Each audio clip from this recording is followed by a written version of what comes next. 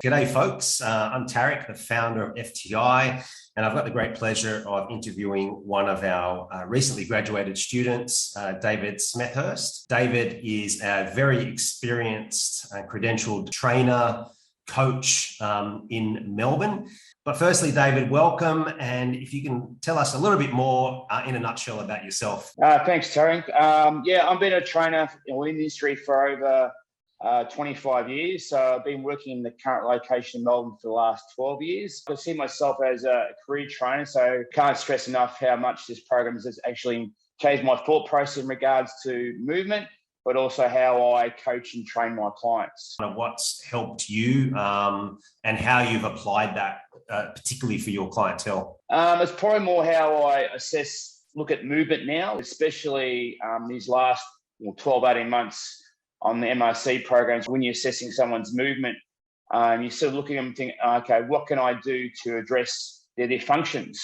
And then this MRC program's really opened my eyes in regards to how I see my clients in a different point of view, and also in the coaching point of view, just sort of taking a step back instead of trying to dominate the conversation, trying to listen to their needs and their issues like that. It's not just the actual technical side of things, but also the coaching side of things, and just sort of readdressing my own coaching techniques. Has that impacted your business or the way that you look at your service offerings? Since we've been back from our last lockdown in Melbourne, I think a lot of people now have realised over the last 2 years how important movement is. Because I just find, because everyone's come back, they've got some sort of little ailment, minor or serious like that, because they've not been moving as much. Like, for example, I've trained a couple of, one older guy, one young guy together separately, but they've come back with similar issues regarding shoulders and neck and backs and like that, because they haven't been moving as much. We probably underappreciate movement now, considering the last 2 years that we haven't done as much movement compared to what we used to. And I think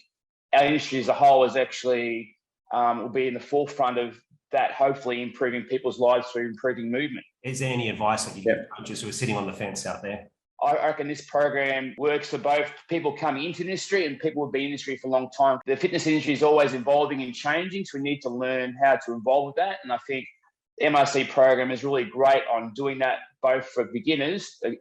Can you maybe touch on that a little bit of how you managed, your life and career and study? In a way, I sacrifice a little bit of my sleep so I can maximise the time that I'm awake. So I get up really early, for example. I'll do cardio in the morning before my first client, which is generally 5:30, 6 o'clock.